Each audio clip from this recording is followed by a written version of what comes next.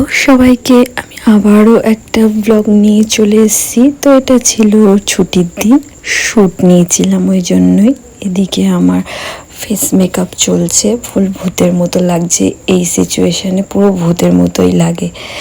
আর এদিকে আমার শাড়ি পরানো হয়ে গেছে, শাড়ির কালারটা আমার ভীষণ পছন্দ হয়েছে। তোমাদের কেমন লাগছে অবশ্যই জানিও।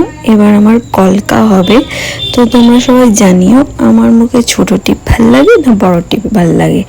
এই যে কোন কানেরটা পরবো সেটা নিয়ে ডিসকাশন চলছিল। এই যে আমার কিউট মেকআপ আর্টিস্ট, আর এখানে আমার হেয়ার চলছে।